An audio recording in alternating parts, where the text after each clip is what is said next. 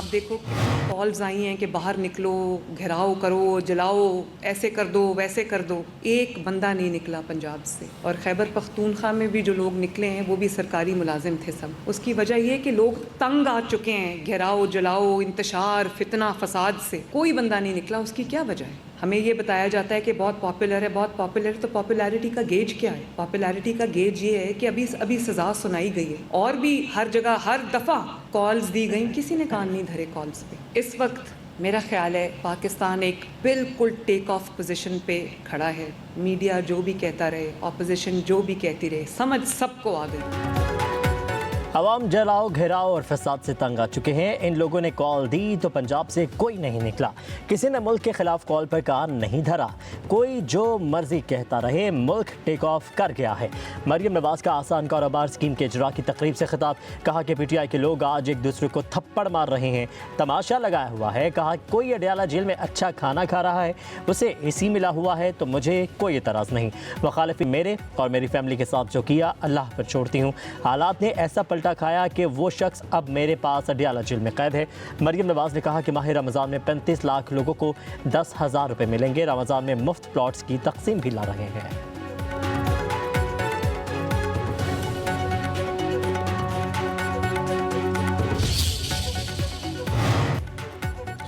महंगाई की शरह सिंगल डिजिट पर आ गई। आने वाले दिनों में महंगाई का ग्राफ मजीद कम होगा। वज़ीर आज़म शहबाज शरीफ कहते हैं सियासी झगड़ों से नफरत फैलती है। पीटीआई के दौर में नफरत का कल्चर परवान चढ़ा, जिसने मुल्क को नुकसान पहुंचाया। बाहमी इत्तफाक व इत्तेहाद से ही मुल्क को तरक्की दे सकती है। मईशत की बेहतरी के लिए दिन रात मेहनत की, अभी मजीद मेहनत दरकार है। तमाम स्टेक होल्डर्स को खलूस से नीयत से काम करना होगा। वज़ीर आज़म ने कहा कि सिफारशी कल्चर ख़त्म करने की कोशिश की। आवाम को बेहतर मईशत के समरात आहिस्ता आहिस्ता मिल रहे हैं।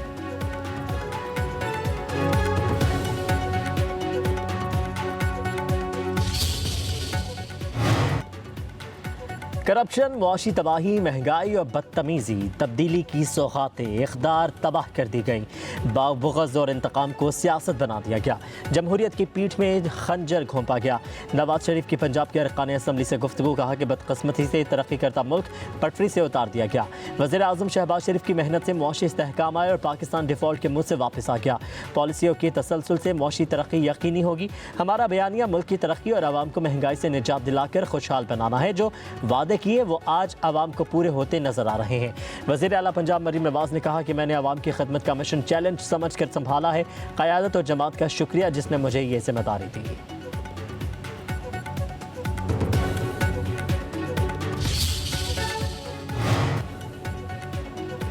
पाकिस्तान तहरीक इंसाफ ने अदलिया से 26वीं आईनी तरमीम के खिलाफ केस जल्द सुनने का मुतालबा कर दिया। बैरिस्टर गौहर की पार्टी रहनुमाओं के साथ प्रेस कॉन्फ्रेंस। कहा कि जाली मैंडेट से बनी हुकूमत ने 26वीं तरमीम पास करवाई।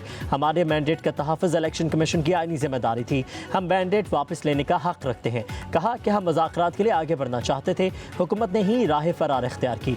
अभी भी वक्त है, दानिशमंदाना फैसले करें। फ़ौज और अवाम में खलीज पैदा नहीं होनी चाहिए।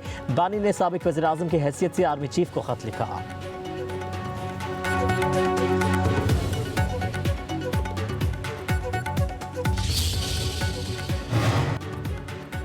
महंगाई में कमी के दावे करने वालों से बड़ा झूठा कोई नहीं। गाड़ी का इंजन बंद है और कह रहे हैं कि मईशत चल रही है।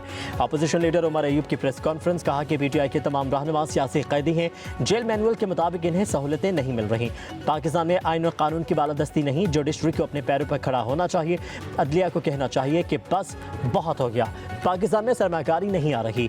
कारोबार और ज़राअत बंद है। शिबली फराज बोले हमसाया मुल्क ने साफ शफाफ इलेक्शन करवाए, वहाँ सियासी इस्तेहकाम है। हमारे मुल्क में 8 फरवरी के बाद अदम इस्तेहकाम ने जन्म लिया। हर तरफ गैर यकीनी और खौफ की सूरत हाल है।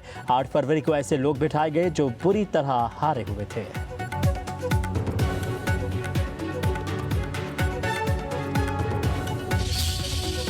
हमारा अमन एक है, हमारी मईशत एक है, हमारी इज्जत व आबरू एक है। हमें इस बात का इदराक होना चाहिए कि इस वक्त 2 सूबों में हुकूमत का कोई रिट मौजूद नहीं। और अगर मैं आज वज़ीर आज़म से यहाँ होते और उनके खिदमत पे बसद एहतराम ये अर्ज़ करता कि कबायली इलाक़ों में क्या हो रहा है, उसके साथ मुत्तसिल अज़ला में क्या हो रहा है, बलोचिस्तान में क्या हो रहा है, तो शायद वो यही कहते हैं कि मुझे उसका कोई इल्म नहीं। आम आदमी के पास रोज़गार है, ना ही उसे तहफ़्फ़ुज़ हासिल है। खैबर पख्तूनख्वा और बलोचिस्तान की सूरत हाल किसी से भी पोशीदा नहीं। मौलाना फजलुर रहमान का कौमी असम्बली में इज़हार ख्याल, कहा कि मुल्क की सालमियत की पॉलिसी ऐवान और हुकूमती हलकों में नहीं बनाई जा रही। 2 सूबों में हुकूमत की रिट ही नहीं है, मावराए आइन पॉलिसियाँ बनाई जा रही हैं। हुक्मरान मुल्क की मामलात से बेखबर हैं। ऐवान का मुश्किल मरहला डिप्टी स्पीकर के हवाले कर दिया जाता है।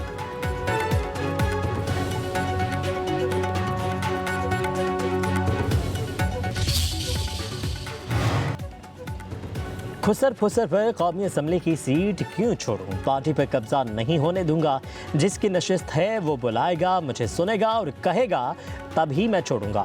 पीटीआई से निकाले जाने वाले शेर अफजल मरवत डट गए। कहते हैं, एक मेंबर ने आगाह किया कि बानी ने मुझे बुलाया है, जैसे मुझे निकाला गया उस तरह निकाले जाने के बाद पीटीआई में किसी का भी मुस्तकबिल महफूज नहीं। पार्टी से निकालने के लिए कोई जवाब तो होना चाहिए। शेर अफजल मरवत ने कहा कि गुलाम तो हम हैं ही नहीं, आवाज़ तो उठाएंगे। एक ग्रुप पार्टी पर कब्जा करने के दर पर है। जब तक जिंदा हूँ कब्जा ग्रुप के ख्वाब चकनाचूर करूंगा। एक धक्कम पेल है, एक दूसरे को गिराकर आगे बढ़ रहे हैं।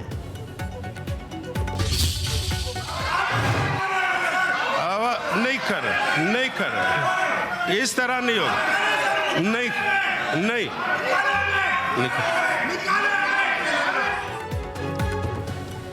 अरकान पार्लियामेंट की तनख्वाहों और अलाउंसेस में इजाफे का बिल सेनेट से मुतफ़िका तौर पर मंजूर। सेनेट में बिल दिनेश कुमार ने पेश किया। सेनेट इजलास के दौरान अपोजिशन का एहतजाज, शदीद नारेबाजी। वज़ीर पार्लिमानी अमूर आज़म नज़ीर तारड़ का बढ़ी हुई तनख्वाहें ना लेने वाले अरकान को नाम लिखवाने का मशवरा। कहा, जिन अरकान को तनख्वाहों में इजाफे पर एतराज़ है वो अपने नाम दे दें।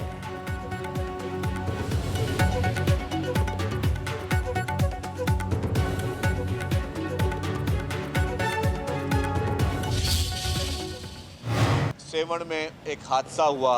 पंजाब हुकूमत के इत्तलात महकमे ने और उनकी वज़ीर साहिबा ने उस पर भी सियासत करने की कोशिश की। चाहे उनकी चीफ मिनिस्टर साहिबा हों या पंजाब हुकूमत की इंफॉर्मेशन मिनिस्टर साहिबा हों, जो भी स्टेटमेंट देते हैं वो बग़ैर किसी तैयारी के देते हैं। उनकी वज़ीर इत्तलात साहिबा ने फरमाया, पीपल्स पार्टी ये रोड बना नहीं सकी। सेवण वाले जिस रोड पे रोज़ाना कीमती जाने जाती हैं वो NHA को रोड बनाना है, क्योंकि फेडरल गवर्नमेंट का रोड है। पंजाब की इंफॉर्मेशन मिनिस्टर साहिबा जब 16 अंगेज बयान देती हैं, सोच लें कि जवाब भी आएगा। हम सिर्फ आपको सच बताएंगे। सिंध के वज़ीर इत्तलात शर्जील इनाम मेमन के मुस्लिम लीग नून पर तनकीदी वार। कहते हैं, सेवन शरीफ हादसा वफाकी हुकूमत की नाअहली है। पंजाब की वज़ीर आला और वज़ीर इत्तलात तैयारी के बगैर बयान देती हैं। अज़मा बुखारी को हक़ाइक़ का पता ही नहीं है। सेवन शरीफ हादसे सियासी चमकाने की कोशिश की। न्यूज़ कॉन्फ्रेंस से खिताब में बोले, पंजाब की वज़ीर इत्तलात जिस रोड की बात कर रही हैं वो नेशनल हाईवे है। नामुकम्मल हाईवेज़ की जिम्मेदारी मुस्लिम लीग की वफाकी हुकूमत पर है। पीपल्स पार्टी का सिंध में 100% हकीकी मैंडेट है। पंजाब हुकूमत का मैंडेट और खिदमत सबको मालूम है। हम झूठी बातें नहीं करेंगे, सिर्फ आपको सच बताएंगे। पंजाब की वज़ीर इत्तलात को शोला बयानी का जवाब भी मिलेगा।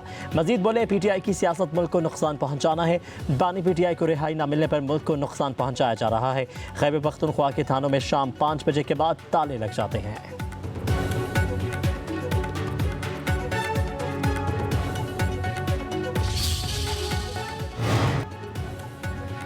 आईना उनको दिखाया तो बुरा मान गए। सूबाइयत कार्ड खेलना आपकी पुरानी आदत है। वज़ीर इत्तलात पंजाब अज़मा बुखारी का शर्जील मेमन की प्रेस कॉन्फ्रेंस पर रद्द-ए-अमल। कहा कि सिंध में तमाम बड़े प्रोजेक्ट वफाक की मदद से चल रहे हैं। हमारी मजबूरी है कि खुलकर आपको जवाब भी नहीं दे सकते, वरना सिंध के बल्दियाती इलेक्शन से लेकर बहुत सारी कहानियाँ हमारे पास भी मौजूद हैं। जो जमात 16 साल से कराची का कचरा नहीं उठा सकी वो हमें लेक्चर ना दे। अगर आपको कभी सफाई और खूबसूरत सड़कें देखने का शौक़ हो तो लाहौर लाजमी चक्कर लगाएं। मुसलसल शोला अंगेजी आप और आपके लोग दे रहे हैं। हमें तो कभी कभी जवाब देना पड़ जाता है तो आप खफा हो जाते हैं। क्या हर मामले में चचा भतीजी का जिक्र करना सियासत नहीं?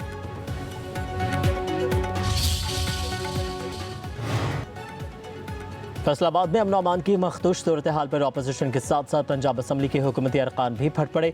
जाफर अली होचा ने कहा कि जिस तरह फैसलाबाद में पुलिस एहलकारों को कत्ल किया जा रहा है, जल्द ही फैसलाबाद भी कच्चे का इलाका बन जाएगा। राव काशिफ रहीम बोले, खलफन कहता हूँ फैसलाबाद में ऐसे कई इलाके हैं जो नो गो एरिया बन चुके हैं। अपोजिशन रुकन राना आफ्ताब ने कहा कि मगरिब के बाद अपने गाँव से वापस नहीं आ सकते।